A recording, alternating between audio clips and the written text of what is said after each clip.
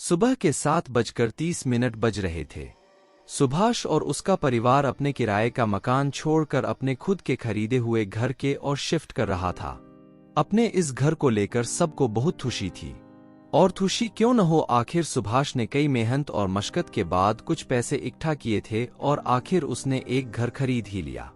ये घर उसको बहुत सस्ता पड़ा था, जो कि मुंबई के एक बहुत महंगे इलाके में आता है। आखिर क्या कारण था कि ये घर उसको इतना सस्ता पड़ा? चलिए तब तक हम आगे की बात करें। सुभाष अपने नए घर में प्रवेश कर चुका था। घर में सामान रखने से पहले वो उस घर की साफ सफाई करना चाहता था, क्योंकि वो घर पिछले 12 सालों से बंद पड़ा था।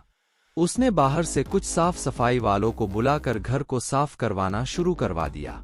कुछ देर बाद एक काम करने वाला सुभाष को आवाज देकर एक कमरे में बुलाता है। वो कमरा पूरा धूल मिट्टी और मकड़े के जालों से भरा पड़ा था। काम करने वाले व्यक्ति ने सुभाष को उस कमरे में पड़ा एक संदूक दिखाया। वो संदूक दिखने में बहुत सुंदर था, साथ ही साथ बहुत चमकदार भी था। सुभाष ने उस संदूक को खोलना चाहा, पर उस संदूक पर बहुत बड़ा ताला लगा था। उसने उस ताले को तोड़ने की भी कोशिश की, मगर असफल रहा। उस संदूक का ताला टस से मस नहीं हो रहा था। उसने हार मानकर उस संदूक को उस कमरे से उठवाकर अपने कमरे में रखवा दिया। उस रात वो बहुत थक गया और जल्दी सोने को चल गया। करीब रात के 2 बज रहे होंगे कि सुभाष के रूम से किसी बच्चे की रोने की आवाज आने लगी, जिसकी वजह से सुभाष और उसकी पत्नी उसी रूम में सो रही थी। दोनों उठ खड़े हुए। कुछ देर बाद रोना बंद हो गया, लेकिन सिसकियों की आवाज आ रही थी। अचानक किसी की जोर से आवाज आई, मुझे यहाँ से निकालो, मैं जिंदा हूँ। सुभाष की उस संदूक पर नजर गई। वो आवाज वहीं से आ रही थी। वो डरते डरते उस संदूक के पास पहुंचा। उसको ऐसा लगा जैसे उस संदूक में कोई छोटा बच्चा हो। सुभाष को कुछ समझ नहीं आ रहा था कि आखिर वो क्या करे। वो उस रात उस कमरे से हटकर दूसरे कमरे में सोया। सुबह होते ही उसने एक ओझा को बुलवा लिया और उस संदूक के बारे में बताया। ओझा ने बताया कि इस संदूक में एक बच्चे की आत्मा कैद है, जो बाहर निकलना चाहती है। सुभाष ने उस ओझा से पूछा कि अब क्या किया जा सकता है।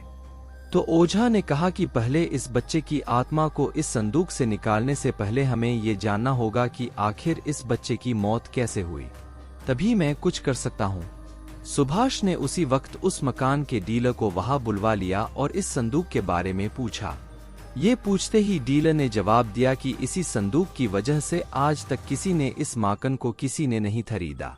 जो भी इस मकान में आता था वो इस संदूक से आने वाले आवाज से डरकर भाग जाता। उसने बताया कि करीब 12 साल पहले इस मकान में ऐसा कुछ नहीं होता था। उस वक्त इस मकान का मालिक अपने पत्नी और 2 बच्चों के साथ रहता था। अचानक ऐसा कुछ हुआ कि उनका एक बच्चा रहस्यमय तरीके से गायब हो गया। उसको बहुत ढूंढा गया, परंतु वो नहीं मिला, जिससे उसके माता पिता ने हार मानकर इस मकान को छोड़कर चले गए।